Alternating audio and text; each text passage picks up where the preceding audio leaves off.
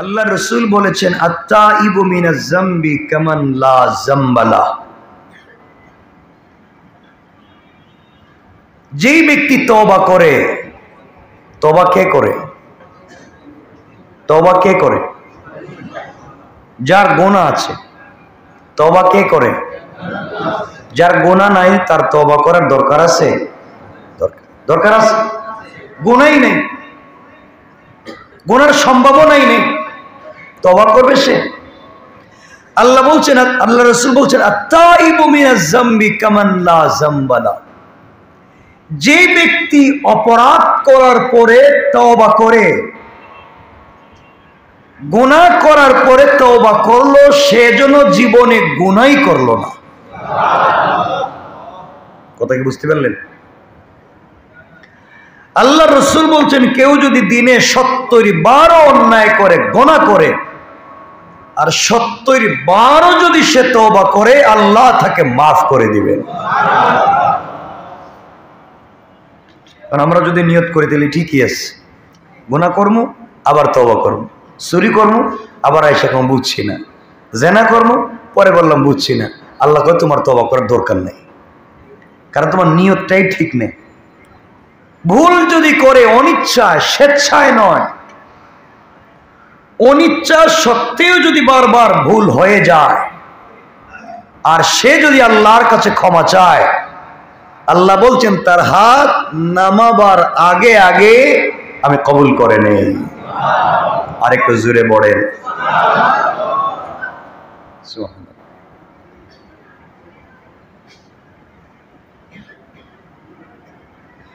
রাসূল সাল্লাল্লাহু আলাইহি ওয়াসাল্লাম আরো বলেছেন, খুব মনোযোগ দিয়ে শুনবেন, মা সাররা মান ইস্তাগফারা ওয়ালাউ আদা ফিল ইয়াউম ৭০ মাররা। সেই ব্যক্তি ফাসিক হয় না। আবারও বলছি, মান আসররা মান ইস্তাগফারা ওয়ালাউ আদা ফিল ইয়াউমে ৭০ মাররা। ওই ব্যক্তি ফাসিক হয়ে যায় না যে ব্যক্তি গুনাহ হয়ে গেলে সঙ্গে সঙ্গে তওবা করে ফেলে, যদিও সে দিনে ৭০ বার গুনাহ করে, ৭০ বার তওবা করে, এই লোকটা কখনো আল্লাহর দফতরে ফাসিক হয় না। আর জোরে পড়েন না সুবহানাল্লাহ। আপনারা চিন্তা করতে পারতেছেন?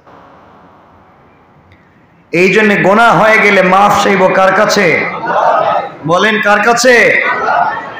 ভাগ্যবান তারা যারা এই রমজানে ইতিকাফে বসেছেন। খুব মনোযোগ দিয়ে শোনেন, আমরা লম্বা করব না। ভাগ্যবান তারা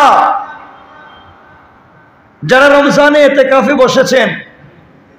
রাসূল সাল্লাল্লাহু আলাইহি ওয়াসাল্লাম বলেছেন, ইবনে মাজার হাদিস, আল মুতাকিফু হুয়া ইয়াতাকিফুজ যুনুব ওয়া ইয়াজিলহু মিনাল হাসানাত কামিলিল হাসানাত কুল্লিহা।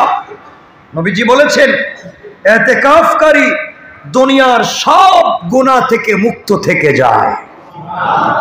সুবহানাল্লাহ বলেন। যে ব্যক্তি ইতিকাফে ঢুকে গেল, সে দুনিয়ার সকল গুনাহ থেকে নিজেকে হেফাজত করে নিল। সুবহানাল্লাহ।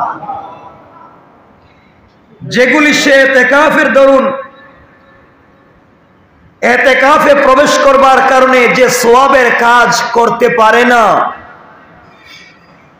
আল্লাহর রাসূল বলেন ইতিকাফে বসার কারণে ওই বেচারা মায়ের খিদমত করতে পারে না, পরিবার দেখতে পারে না, আরেকজনের জানাজায় যেতে পারে না, আত্মীয় স্বজন দেখতে পারে না, সওয়াবের কাজ করতে পারে না, সমাজ কল্যাণ করতে পারে না। ইতিকাফে বসার কারণে ভালো কাজ করতে পারতেছে না, কিন্তু ইতিকাফে বসার কারণে বাহিরে যত ভালো কাজ হচ্ছে তার সওয়াব ও তার আমল নামায় লিখে দেওয়া হচ্ছে। কি ফ্যাসিলিটিস পাচ্ছে কারা? এখানে কারা কারা বসছেন একটু হাত তুলেন না। মাশাআল্লাহ, দেখছেন না আপনারা? যাওয়ার সময় তাদের সাথে মুসাফা করে যাবেন। যারা ইতিকাফে বসছে তাদের সাথে মুসাফা করবেন। রাসূল বলছেন ইতিকাফে যারা বসে তাদের চেহারা দেখে যাও, সগীরা গুনাহ মাফ হয়ে যাবে। সুবহানাল্লাহ পড়েন। সুযোগ আছে বসে যান।